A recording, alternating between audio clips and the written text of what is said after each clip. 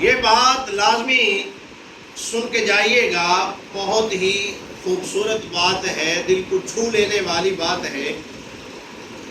حضرت عبداللہ ابن مبارک رحمۃ اللہ علیہ حضرت سفیان ثوری رحمۃ اللہ علیہ کے پاس تشریف لائے۔ جب آپ آئے تو حضرت سفیان ثوری رحمۃ اللہ علیہ گھٹنوں کے بل بیٹھے تھے، آنسو بہا رہے تھے، اور حضرت عبداللہ ابن مبارک جو ہے انہوں نے سوال کیا آپ سے۔ وہ سوال کیا ہے ذرا سماعت کیجئے گا۔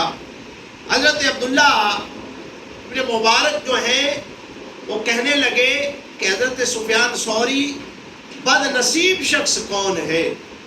آج کے دن بد نصیب شخص کون ہے؟ تو حضرت سفیان ثوری رحمۃ اللہ علیہ فرمانے لگے کہ جو یہ گمان کر کے بیٹھ جائے کہ میری بخشش اور مغفرت نہیں ہوگی، وہ بندہ بد نصیب ہے۔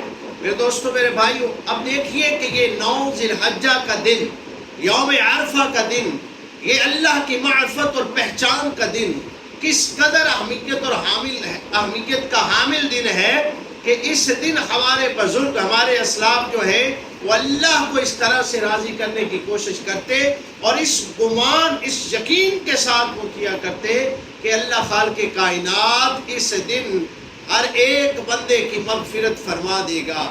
یقیناً میرے دوستو، میرے بھائیوں، ہمیں بھی ان دنوں کو، ان ایام کو اسی طریقے کے ساتھ گزارنا چاہیے جس طریقے کے ساتھ ہمارے اسلاف نے، ہمارے سلف صالحین نے ان کو گزارا۔ دعا کریں کہ اللہ خالق کائنات سب کی قربانیاں اور سب کے جو روزے رکھے، سب کے جو نیک عبادات ہیں ان کو اللہ اپنی بارگاہ میں قبول فرمائے، اور ہمیں بھی زیادہ سے زیادہ جو ہے وہ عبادات کرنے کی اور آئندہ سال حج بیت اللہ کی توفیق نصیب فرمائے۔ آمین ثم آمین، وآخر دعوانا ان الحمدللہ۔